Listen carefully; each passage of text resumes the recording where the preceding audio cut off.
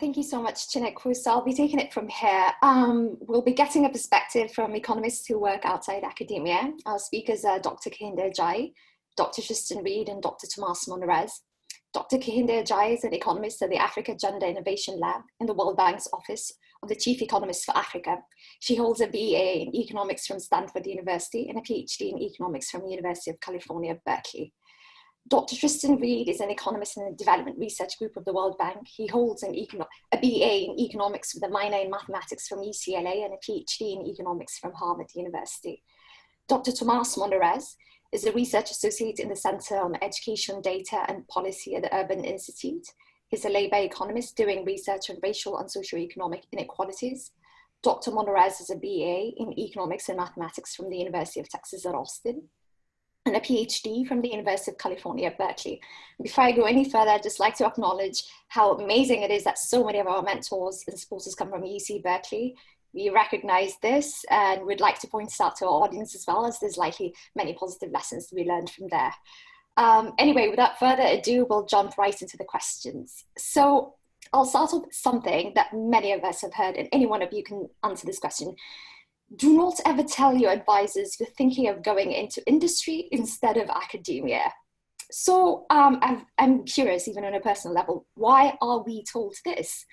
And I'd like to think a bit broader about the potential implications for Black, Indigenous, and students of color, or students from low-income backgrounds who may not have the luxury of choice.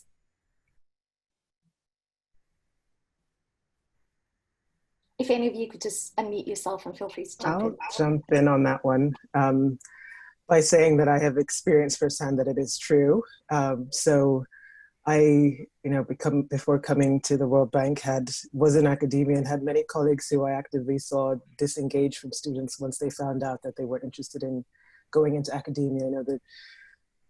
Common thing that people say is, oh, your job market paper doesn't need to be that good if you're not trying to get a job, an academic job anyway, so I don't need to spend that time investing in you and, supporting your research. So I think it's unfortunately a reality. And so it's not just, not everywhere, but it is the case in a lot of places. And at the same time, I think it's really important that people recognize that it's not true everywhere and try to find people who support them in their views of going elsewhere. And so I think it's very important for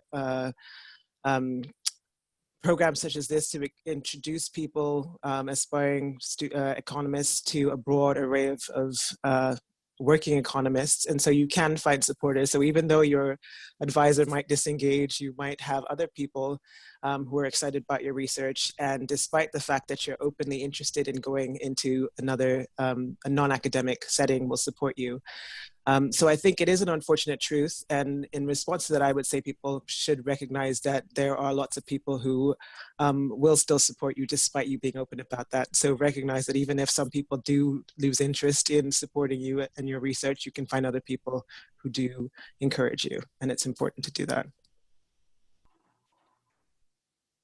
Yeah, I have a comment, I guess, on sort of definitional issue. What does it mean to go into industry? So, I mean, I work at the World Bank, but my objective function is still very much publishing papers in top economics journals. And so I think in that sense, what I'm doing and what my colleagues here are doing is actually very similar to academia.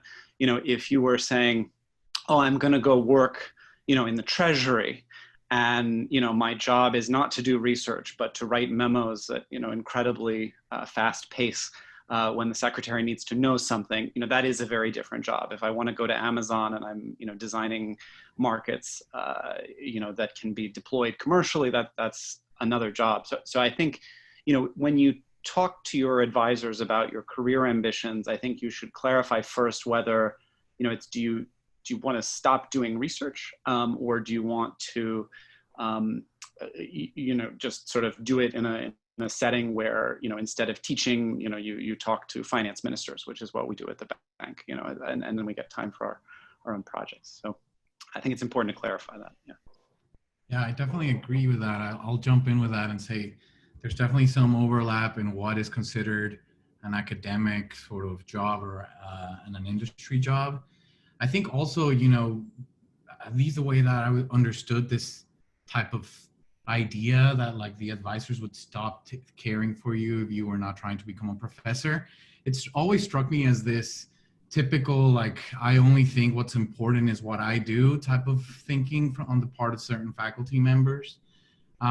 So I think, you know, if you have an advisor that is acting like that, you know, it's kind of like the advice I was given earlier, like just probably this is kind of a red flag and you should maybe turn away and find another mentor, right? If your mentor is going to be very concerned with sort of shaping your preferences in terms of like what you want to do with your life and what you want your work to impact, then maybe this is not going to be the best mentor for you. In my case, I had the luck of having mentors that didn't act like this at all and that saw, you know, I think as everybody here in this conference has been so wonderful at demonstrating, like economists of color have a different set of ideas and a different set of way of thinking about many of these economic problems. And because we are so scarce in the profession, we're very valuable in the profession, you know, and I think my mentors luckily instilled me with that view, right? That whether I made it into an economics department or into a nonprofit research institute or to an international organization like the World Bank, either way, when you are someone that thinks different, you're going to be providing a lot of value. So, yeah. So I would conclude with that. If you have a mentor that tells you that you have to be an econ professor to matter, then you probably need another mentor. Thank you so much. That's very insightful. So the next thing that I wanted to ask is kind of talking a bit more about what influenced your decision to go, even if you're still doing research, as Dr. Reed has pointed out, what influenced your decision to do so in an industry or policy setting rather than staying confined within academia? And, you know, at what point did you realize that, you know, you didn't want to be within a university setting or like a departmental setting?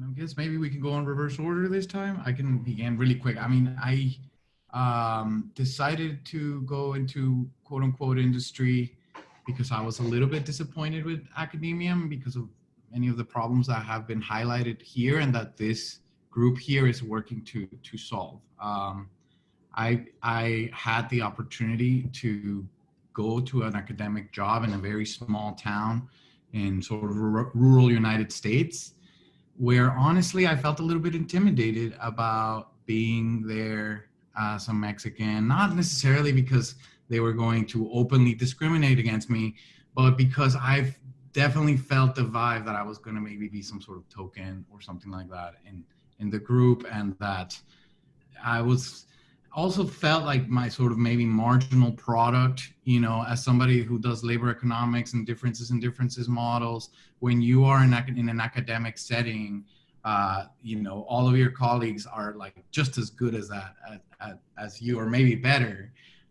Whereas in other places, in some of these research institutes, it's kind of like you have this comparative advantage and you can sort of link with different types of researchers that are not necessarily focused on fixed effects and these types of things to sort of, you know, come up with like pretty creative, novel research ideas and projects.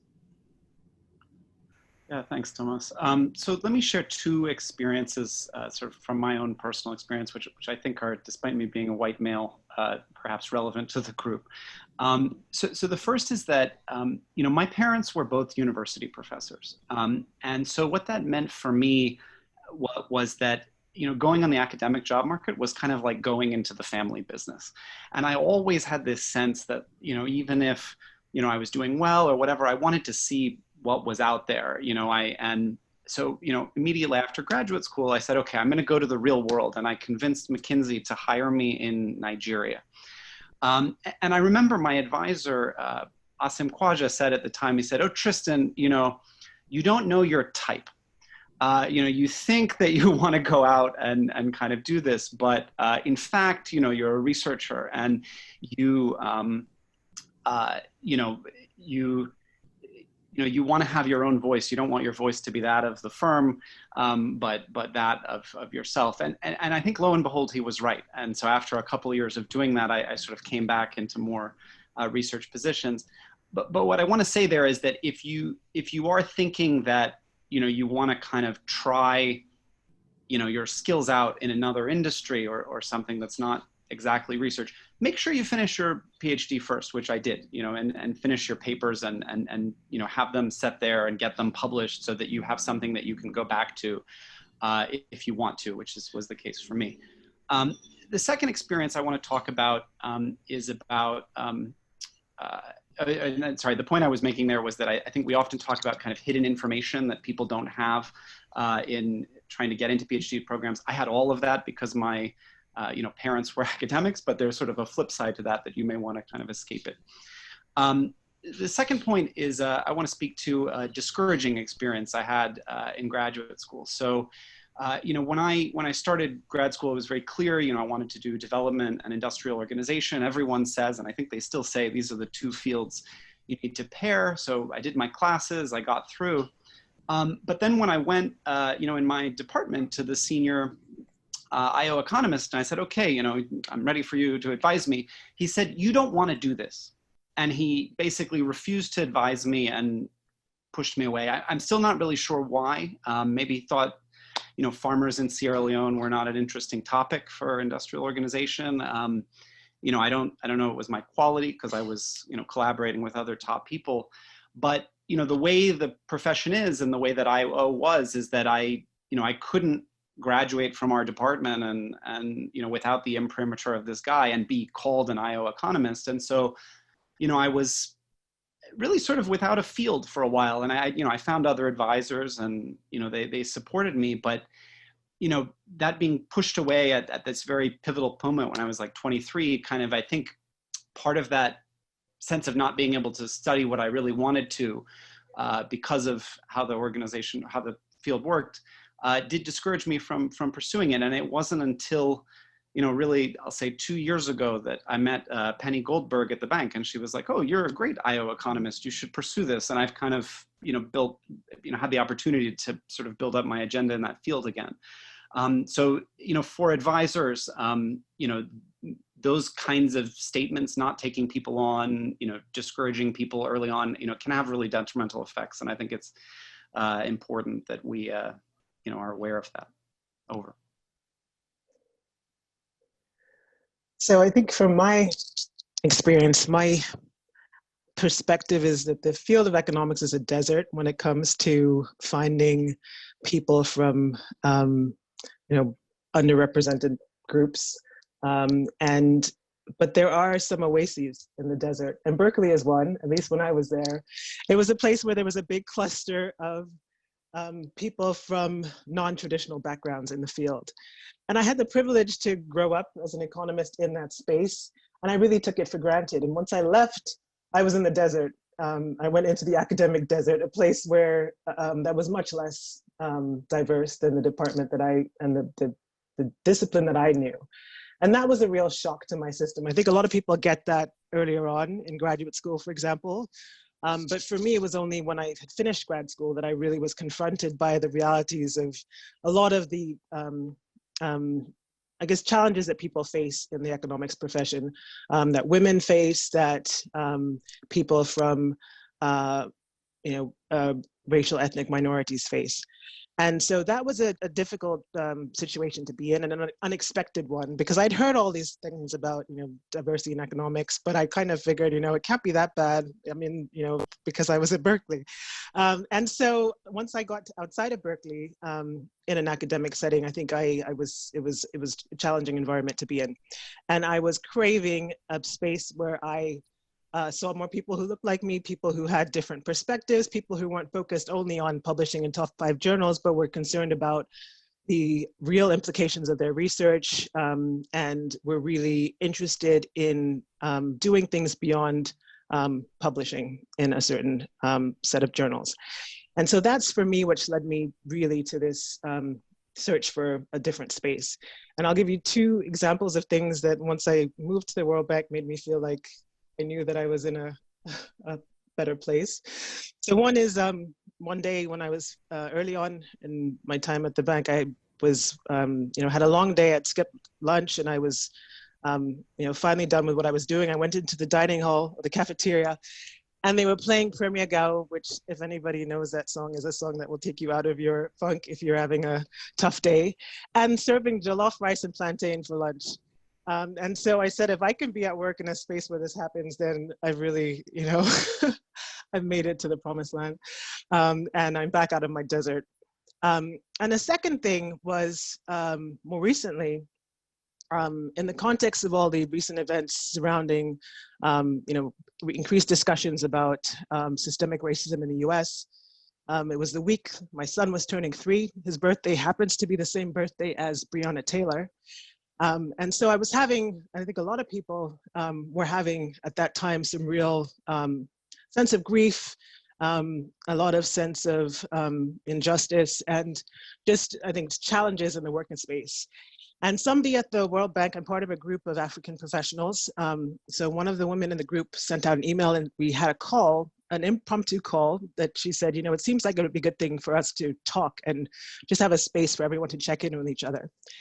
And 170 African women joined this call, which was beautiful. So we were able to cry together, share together, suggestions on what things people had found that were giving them hope, suggestions on how to talk to your kids about the situation, all kinds of things, suggestions on in work, ways to address issues in work. And it was just, I think, a beautiful example of what can happen when you do have a cluster of people together, when you're out of a desert and you're in an oasis. And so I think the last thing I would say is there are oases in academia. And so when we talk about this distinction between academic versus non-academic, I think it's important for people to recognize that within academia, just as we've highlighted within non-academic space, there's a lot of variation in terms of what the environment is like, what people's perspectives are. So it's important to look for that. But for me, one of the big things that led to me leaving academia was a desire to be in a space that was more diverse in terms of perspectives and in terms of people's purpose in their objective function, basically, beyond just research, but thinking about impacting the world in general. Thank you so much for that. I recognize that we're running a bit out of time, but I don't want to compromise on these questions because I feel like they're very important. I wanted to discuss diversity amongst working economists specifically. So the first thing that I want to get an understanding of is, what was your recruitment process like? And do you have any thoughts on how we can expand the pool of applicants that go into these organizations, into quote unquote industry, just as we want to do for academia? And do you have any ideas how we might be able to go about that? I'll say a quick thing here that networks are really important, I think, in terms of conveying information, because a lot of non-academic institutions don't have the formal job market process that academia does, where it's much clearly defined what you do. You know what the schedule is like, you know where you have to submit your things, and it's much clearer. Outside of academia, it's a lot more idiosyncratic. And so for me, for example, I was looking for things, exploring possibilities. I happened to look at the World Bank site and happened to see a position that was closing within a week. And so I applied for it, and within a month, I had a job offer. And that's really something that I knew about the Africa Gender Innovation Lab where I worked, because I knew some people in the lab before I joined, but it wasn't like the position was advertised widely. I just happened to be looking there. So I think more so perhaps in terms of knowing what positions there are to apply for, networks are really important. And again, this is why it's important to have these types of programs that bring people together so that you know which other people, young people you could be looking out for, and older people too. But networking is really important. And I think just being aware of communicating to people what you're looking for young people, if you do know that you want to go into a certain type of space, being very proactive about communicating to people if that's what you're interested in.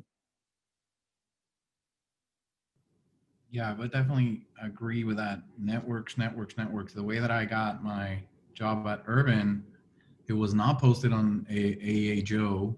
I believe it was that my boss ended up sending a bunch of emails to a bunch of econ departments where he happened to know faculty And one of those faculties was Jesse Rothstein, who was on my committee, and he sent me the email and told me to apply.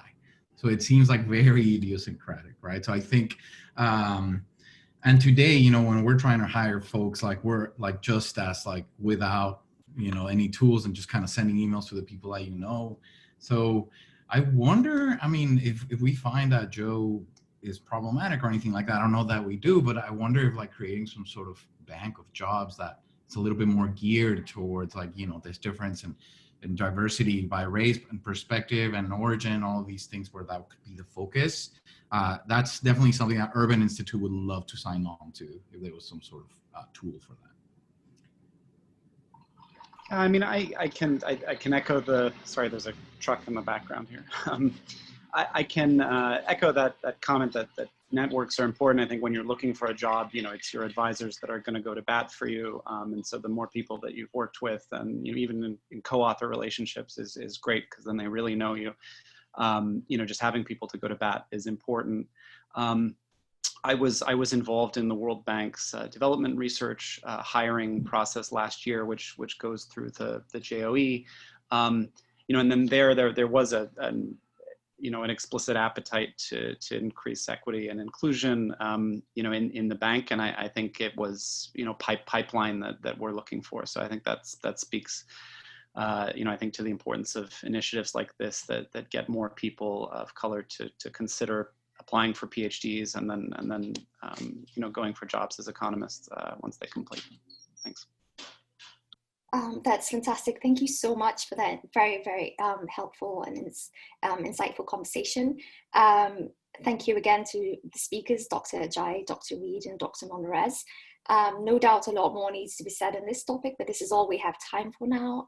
Thank you so much.